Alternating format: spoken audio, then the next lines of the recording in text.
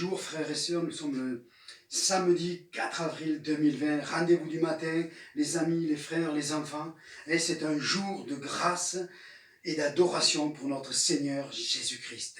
Nous allons poursuivre ce matin avec l'époux qui vient chercher sa bien-aimée. Amen. Mais avant, je vais juste vous chanter un petit chant que vous connaissez, que vous pouvez chanter en même temps que moi. C'est un simple chant d'amour. Je chante un simple chant d'amour à mon Sauveur, à mon Jésus, reconnaissant pour toutes choses. Bien-aimé Sauveur, ô précieux Jésus, mon cœur est fier d'être élu ton enfant. Aucune place où j'aimerais être, sauf dans tes bras d'amour, dans tes bras d'amour, me serrant plus fort, me serrant encore, dans tes bras d'amour. Amen. Sans plus tarder, prenons Apocalypse 19, verset 17. Et l'Esprit et l'épouse disent « Viens ». Que celui qui entend ces paroles dise « Viens ». Que celui qui a soif vienne. Que celui qui veut de l'eau de la vie reçoive gratuitement. Amen. L'appel qui est fait dans ce passage est au singulier. Alors donc, il s'adresse à toi ce matin. Il s'adresse à toi si tu veux rencontrer cet amour que Jésus a pour toi. Amen. Jésus recherche la brebis perdue pour l'amener et la tirer vers lui afin de la restaurer dans sa vie, de la guérir âme, corps, esprit. Il veut vraiment t'amener cette révélation de cet amour qui te conduira dans le ciel avec lui. Amen. Lisons par Deutéronome chapitre 7 verset 8.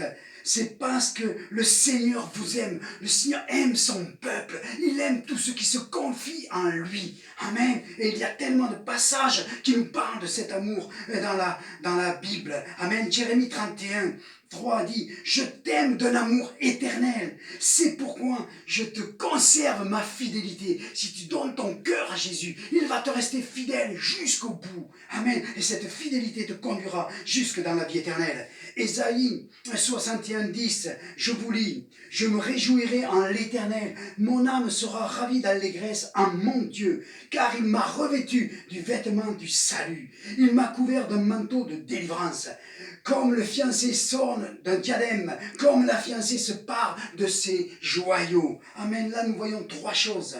D'abord le vêtement du salut, amen, cette robe blanche, parce que Jésus a payé cher à la croix pour te donner une place au repas des noces. Amen. Deuxièmement, le manteau de délivrance, c'est la nouvelle vie qui te donne. Tu vas être débarrassé de tes angoisses, de tes problèmes, de tes addictions, parce que maintenant tu vas savoir combien tu es aimé. Amen. Et ensuite, 3, nous voyons que le fiancé et la fiancée se préparent pour ce repas des noces. Amen. Oh, Jésus vient chercher une fiancée remplie d'amour. Souvent, nous les chrétiens, on se comporte comme des vieux mariés. Et ce n'est pas juste.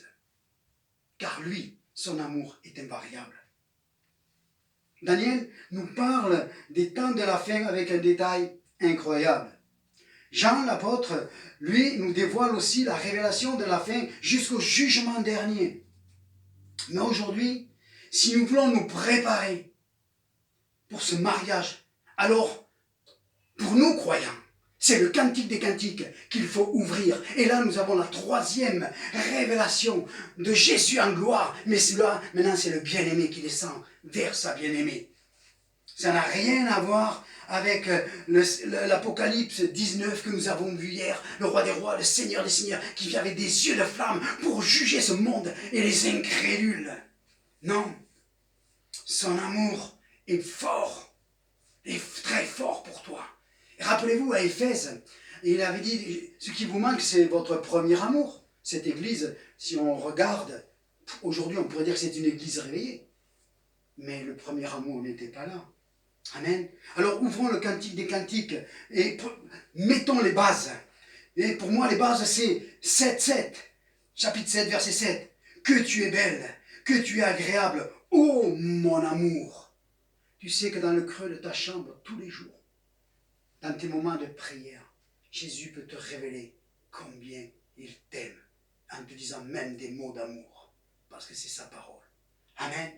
Nous allons poursuivre maintenant et nous allons lire vraiment une partie de la révélation de ce bien-aimé. Nous allons aller dans Cantique des Cantiques, chapitre 5, et nous allons prendre à partir du verset 7.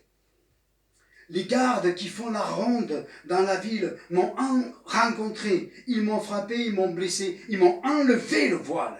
Les gardes des murs. Je vous en conjure, filles de Jérusalem, si vous trouvez mon bien-aimé, que lui direz-vous? Que je suis malade d'amour?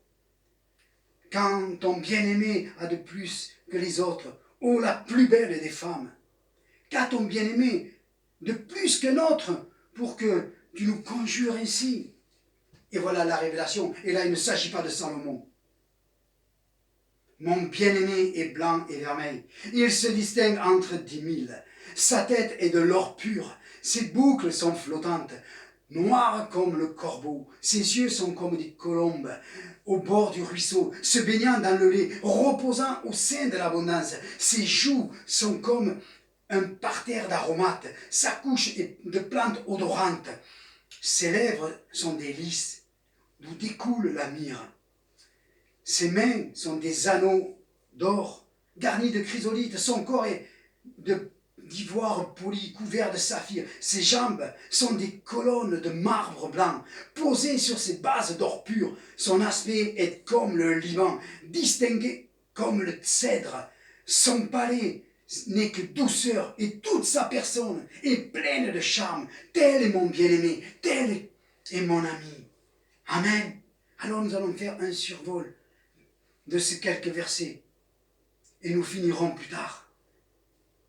Ils m'ont enlevé, verset 7, ils m'ont enlevé le voile. Jésus enlève le voile de la bien-aimée. 3 fois, Jésus vient vers sa belle-aimée et lui dit que tu es belle derrière le voile. Parce que Jésus, il n'y a pas de voile. Il voit dans ton cœur, il lit dans ton cœur ce matin.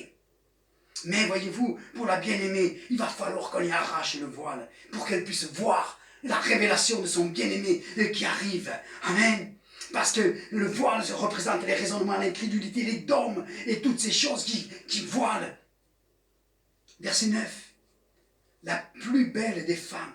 Oui, l'épouse est sans rides et sans taches. Les taches, c'est le péché. Mais Jésus à la croix, il a payé pour le péché. Les rides, c'est la vieillesse. Cette vieillesse qui, au bout de 2000 ans de christianisme, est venue instaurer des rides et qu'il va falloir maintenant faire sauter.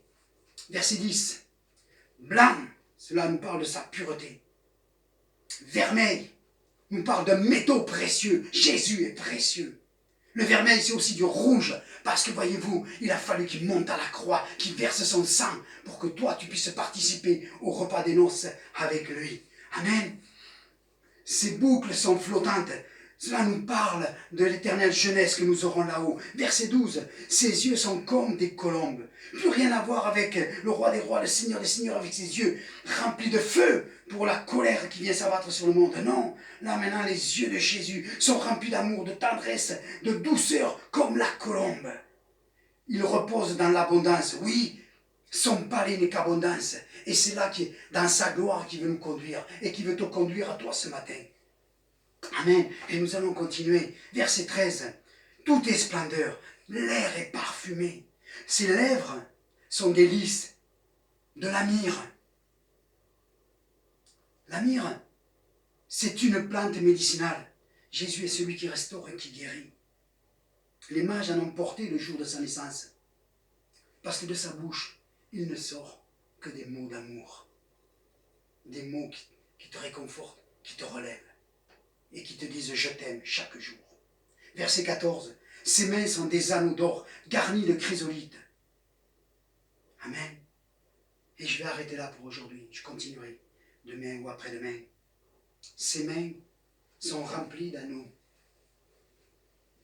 pour faire alliance avec toi. Il y a un anneau pour toi ce matin. Il y a un anneau. Veux-tu faire alliance avec Jésus-Christ? Et toi qui as à peine converti, alors approfondis cette alliance. Parce que ton époux vient te chercher. Père, je te remercie ce matin. Merci pour ton amour et ta grâce. Veuille révéler la puissance de ton amour qui a été manifesté à la croix pour chacun de nous, afin que nous puissions t'aimer et nous préparer comme le fiancé se prépare pour ce repas des noces.